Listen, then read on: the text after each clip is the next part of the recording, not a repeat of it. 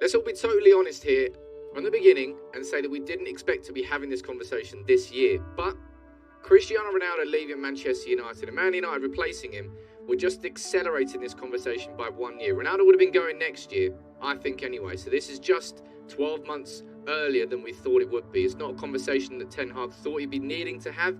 But who could replace Cristiano Ronaldo? It's a big question on the lips of a lot of United fans right now, because I don't think he's going to be staying at this point. Happy to be proven wrong?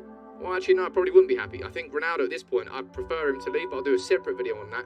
In this video, I want to run through a ton of options that we could technically be looking at for replacing Ronaldo. And I want to know what you think in the comments below, because this is definitely going to be a video where so many people have different opinions, and I'll be really interested to see what's the most popular one. So you let me know in the comments below.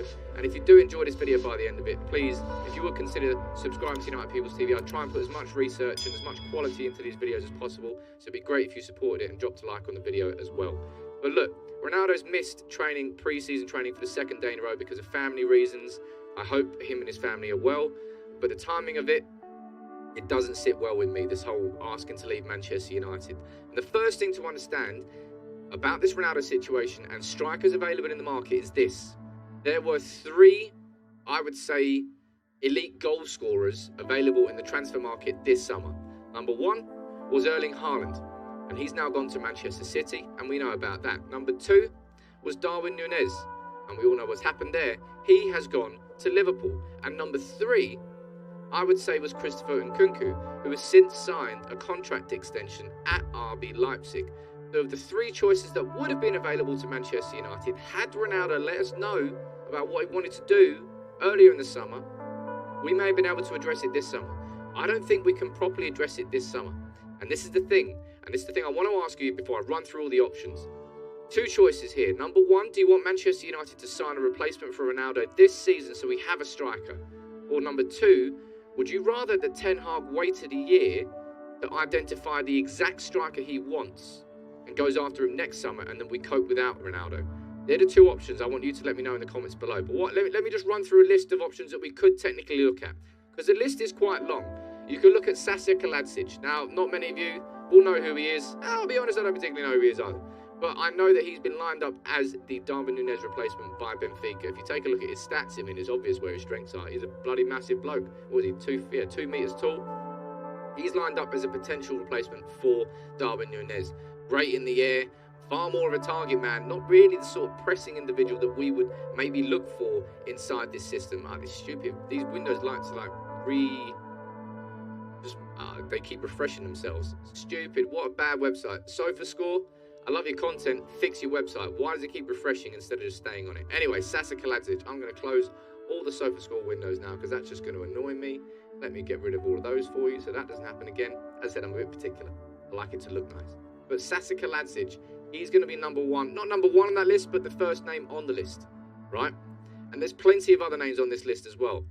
Gianluca Scamacca is definitely one that I think a lot of United fans will be talking about, because we were talking about him before we were even really, not before we were talking about Darwin Núñez, but in the same conversation as Darwin Núñez, we were talking about Scamacca. Plays Sassuolo, clearly a top-class striker. Only 23, got lots of progression to still come in his game. Really impressive return last year for Sassuolo inside Serie A, and there's no doubt that a big club at some point will snap him up. And maybe that should be Manchester United this summer. I think that one, you can probably add to the realistic pile. Would probably still cost in the region of 40 to 50. Probably realistic. One I would probably put in the outside that realistic box is Patrick Schick. I think he's just signed a contract extension. Well, he's got a contract until 2027. The odds are he did just sign a new contract. And of all the goal scorers down here, he's probably one of the elite ones that are left. Look at that, the top 1 percentile for non-penalty goals, non-penalty expected assists, non-penalty expected goals and assists. And clearances, very good at that as well. Patrick Schick, again, all of these are big dudes. 191, 1m95 and 2 meters tall. They're all target men per se. Not particularly the sort of attacker that you would necessarily associate with Erik Ten Hag, although he had Sebastian Haller last year, so showed that he can use a target man in his system. That's why we all thought that Ronaldo could work there. Now, Victor Osimhen is another one that's going to be named, but for me, it's just not. He's going to cost 60, 70, 80 maybe million. There's no doubt he's a great striker. 23 years old, whole career ahead of him, doing bits in Serie A. I don't think there's any chance that Victor Osimhen. But again, if we're looking at potential replacements, it would be rude of me not to mention his name. Same vein can go for Jonathan David, who's a little bit of a different player compared to the rest. Somebody who would far suit this pressing system and the idea of it, compared to the likes of Patrick Schick, of Gianluca Scamacca, of Sasa Kalajdzic. Victor Osimhen certainly would, for sure. But Jonathan David is another one. Absolutely. Now, there's quite a few options so far, right? And if I'm being completely honest, I think we're probably outpriced on Jonathan David. I think we're outpriced on Victor Osimhen. I think we're outpriced on Patrick Schick. Gianluca Scamacca or Sasa Kalajdzic, I think would be two considered options. But I don't think Manchester United, if we do sign a replacement for Ronaldo this summer, I can't imagine we're going to spend more than like 30 to 40 million. Because it will be a signing that we've made not without like doing our due diligence, if you want to call it that. And we've made big errors with that before. We can't do that in signing the right Ronaldo replacement. So maybe we'll try and go someone younger. Someone like Benjamin Sesko, plays for RB Salzburg, a real talent. 19. He's the sort of signings that we will hopefully be making in the future. The sort of signings that haven't quite made it and cut it through to the top level yet, but that will do if given the right coaching. Maybe he could be someone that could be brought in, and we could obviously get him relatively cheap. But speaking of cheap, we all know that there's probably going to be two names on the lips of a lot of United fans when it comes to signings that Erik ten Hag could make to replace Ronaldo. And you can't not talk about Paulo Dybala. As much as I personally think this is a transfer Manchester United should have avoided with a barge pole prior to Ronaldo leaving, you can't argue against his numbers. He is a very, very impressive footballer. He really is. I don't know whether he's like agreed anything with Inter Milan or anything right now, but I kind of presume he would stay in Italy. But I don't know. But Paulo Dybala, what do you think about him? There's no doubt he's a top talent. There's also no doubt that it's probably the wrong sort of signing for Manchester United to make as part of a rebuild. That would be not a signing for the sake of it, but a signing because, oh shit, we're losing Ronaldo, let's go and get Dybala. It would strike me as that sort of signing. Now, of all the free transfers that could have happened this summer, I actually identified Andrea Belotti as a potential who could be a decent backup for Ronaldo. Now, according to the latest reports, it looks like he might be on his way to Monaco, so this might just be a mute conversation.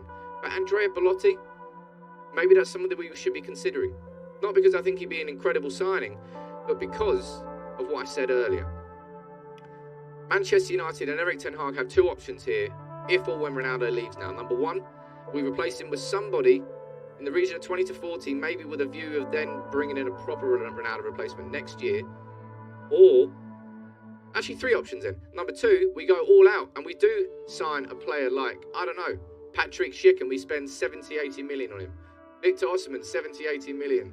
Jonathan David, 40 to 60 million, which I do not think we will do. And that's why I think the idea of Andrea Belotti should probably be considered. I don't think it's going to happen. I think he's going to Monaco. But why Dybala's name will now come up again. But one thing you really, really got to consider through all of this is there is a real chance that Ronaldo leaves this football club and Manchester United do not sign anyone. Now, what will that mean? Let me get their names. Oh no, he's on the bench up there. Let me get Martial down here too. Martial and Rashford. What would that mean for them this season, right? I think there's a real, genuine chance of this happening. If Ronaldo leaves, that Manchester United do not replace him and that we see a false nine system being brought into Manchester United. Whether that's Eriksen there or McTominay, I don't really know. Have a look there. Oh, I've got 1, 2, 3, 4, 5, 6, 7. Oh, I did get it wrong. I didn't even put him on the pitch. You could see something more along the lines of this. I think I've got my numbers right. 3, yeah, 1, 2, 3, 4, 5, 6, 7, 8, 9, 10, 11. Good.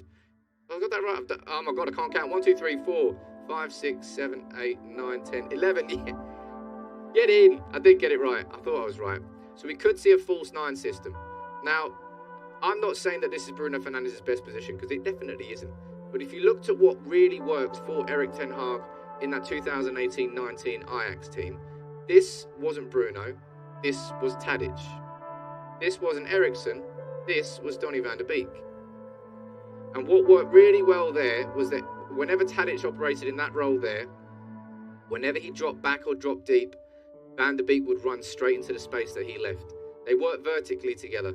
They covered the spaces that the other one left. And it worked. Ajax got to the semi-final of the Champions League for sure.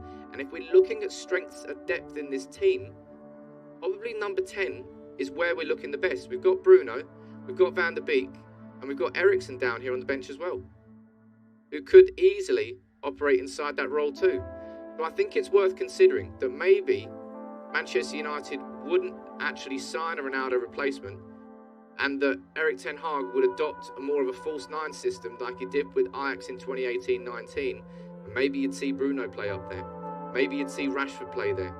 Maybe you'd see Martial play there. But we'd have options inside this role because you've got Eriksen, Bruno, and Van der Beek who could all play there. And I suppose you would then be relying on Rashford or Martial. If I'm looking at who should naturally be better at that, probably Martial. He's a bit more of an all-rounded footballer. But it's an option. I'm not saying it's the best option, but if we're looking at replacing Ronaldo, this is an option that I think we have to have a conversation about. But I've ran through there, as I said, there were 3 elite goal scorers available this summer. We didn't get any of them, right? Nkunku, Nunez, and Haaland. And therefore, we could be taking a look at Kaladzic, Gamaka, Schick, Osimhen, Jonathan David, Benjamin Sesko, Paulo Dybala, Andrea Belotti. There's a ton of names, and I'm not sure which one's correct or what the right thing to do is. You can let me know what you think in the comments below. But United, if we're going to replace Ronaldo this summer, what do we do? How do we do it? And what is the right option? Because I think, even if you don't like the idea, we have to have a conversation that maybe Ten Hag won't replace him at all. We'll replace him from within with a change of footballing style. Something worth considering. You let me know what you think in the comments below. Make sure you drop a like on the video as well. And subscribe to United People's TV if you did enjoy it. Take it easy.